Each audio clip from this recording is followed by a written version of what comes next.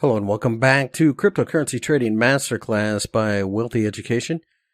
In this video, we'll talk about how to trade based upon Bollinger Bands. Now, Bollinger Bands are a very common indicator used in various markets around the world. Pretty straightforward. Really, all they do is they measure volatility to give you an idea whether a cryptocurrency or an asset in general is overbought or oversold. It's based upon, if you remember statistics, 2 standard deviations from the mean. So basically the idea is off the top of my head, 97-ish% of all numbers fall within this distribution. And then once you get outside of this range, the idea is much more likely for the market to return closer to the median. So if you remember the bell curve, pretty straightforward, and it is not a difficult indicator to use. There are multiple different strategies though. So come up here to the indicators and strategies button, and you can see on the built-ins, it's actually right away. You can see Bollinger Bands. You click on that, and you'll notice, let me go ahead and zoom in a little bit. You'll notice that at least on TradingView, it is filled in. Sometimes it'll just be 3 lines, and you can change it to that if you would like. That's fine. But this is 2 standard deviations, meaning that it is more than twice as far from the middle line, the average, than is typical. This means that you are 2 standard deviations lower than the line as is typical. So this is a reversion to the mean type of scenario. The middle line is the 20 simple moving average. So it's the average price of the last 20 periods, in this case, last 20 hours. Now, when you look at this, there are a few things that you should notice, and I will go ahead and switch over to like a bar chart. So prices actually went this high, but they closed here, and we'll talk about that a little later. But the idea is you can see the price had reached above the top. And the idea is that you are more than 2 standard deviations above, and you should go back towards norm.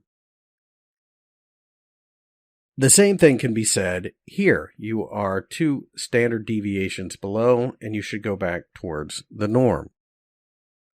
Now, something to pay attention to is the moving average, the norm, as it were.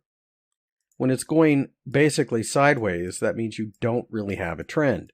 You're just kind of killing time. But when it starts falling like this, you are in a downtrend, just as you are in an uptrend here and here. So in that scenario, the easiest way to trade this is to simply use this as to which direction to go, recognizing that once you get outside of the bands, you are likely to have a pullback. There are a couple of different ways that people will use this. That's the most kind of like just straightforward explanation of it. But sometimes they will use the trend right along with the median to determine what to do next. So for example, we have a downtrend here, and you can see the price falls and falls. It gets a little overdone and we bounce. So if the trend is down and we're right here at average pricing, you are looking to sell if you're a little bit more aggressive. Sometimes price might even jump up to here in a downtrend, and you are definitely looking to sell at that point. So that's the simplest way to talk about how to use Bollinger Bands. It just tells you when the market's gotten too far in one direction, especially when it's against the overall prevailing trend. Then you become very interested in it. Notice how the standard deviations are farther away here than they are here, and that's just a sign of volatility, whether the markets are moving. You know, if they're just killing time, it gets slimmer You can see we shot straight up in the air, and then they expand because the moving average starts to rise, and it starts to be influenced by this outsized trading hour. So notice how you're in an uptrend, you get overdone, you can buy at the moving average in the middle. Also, notice how we break through here, we come up and we test this, and then we fail again. That could be a sign that the trend's about to change, and it did in fact do so. And then there's your other entry. So when I talked about being in a downtrend and selling here, that made perfect sense, just as collecting profits might once you get outside of the Bollinger Band. But notice how if you took these trades to the upside, you may have lost money there because it didn't return. It just kind of depends on when you get in. But the fact that we failed there is a huge sign that something's changing. And therefore, the trend did exactly that. So that's a way that you can certainly take a look at it, as support and resistance. It's a dynamic support and resistance level. It operates the same way on all time frames. I would postulate that, on the daily charts, it tends to be a little easier than, say, the 5-minute chart. Once we start talking about candlesticks, this is a perfect setup. Got a little overbought. We're definitely in an uptrend. We pull back. We form what is a buy signal on the candlestick a little later in the course and go higher. We break through it. And then we finally make a decision. And once we make a decision, we're in a downtrend. So that is a way to look at it. So let's go ahead and take a look at Ripple. And let's put Bollinger Bands on this.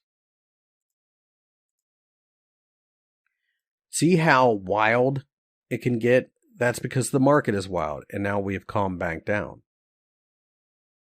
A lot of times that's a news-driven event. So that's something to keep in mind as well. You can trade inside the bands. Okay, so let's take a look at this. Let's drill down to maybe the 15-minute chart. You can buy and sell. So if you are flat, and this is going to be for those who are like day trading, Okay, so notice that we're essentially flat here. You could buy, sell, or sell, buy, sell, buy, sell, buy. A lot of that's going to come down to the spreads that you get and the like, but you get the idea. Might be difficult to do in a penny range here with Ripple specifically, but with a coin like a Litecoin or a Bitcoin or whatever, it would become much simpler. You do have to keep in mind, though, that if you're in a longer term downtrend, for example, your selling positions will probably work out better, and then eventually you'll probably break to the downside. So you might go back and forth and lose one, but you might win 4 is kind of the point. So again, this is back and forth. You can see how well that worked when the bands tighten up and then they start to open up again in distance, and that tells you that you're in the midst of a move. Let's take a look at Cardano. Put our Bollinger Bands on. And like I said, depending on the platform you use, and we like TradingView, but I recognize that not everybody is going to use TradingView. So you could do the background all the way to 0. And then you'll notice that it's just 3 lines. A lot of platforms actually do this. It's a little easier to see what's going on the inside. But you can see clearly that Cardano started to break above and then kind of drifted because it got a little ahead of itself. Notice this here. This is a Bollinger Band squeeze.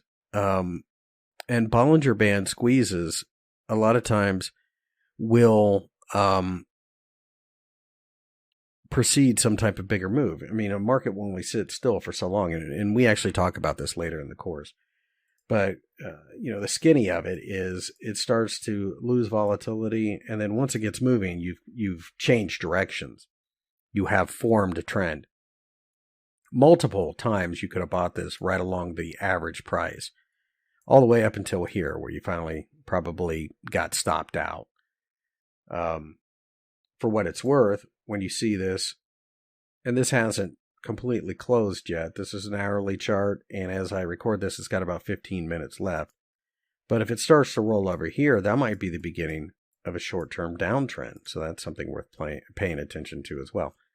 Now, the thing that I would point out, that move that I talked about, is in the presence of a higher time frame uptrend. So again, that's really the way you want to be as well. So Bollinger Bands are like a nice little guideline. They adjust, meaning that we see them widen and shrink. The fact that we are overbought doesn't necessarily mean you need to be shorting it in an uptrend. It just tells you that you may get a pullback or a consolidation in this case going forward. So you can either take profit, do partial profit, and then perhaps wait for another opportunity to get involved like you could have several times here. In the next video, we'll take a look at some examples, how to actually use Bollinger Bands to place some trades with a little bit more clarity.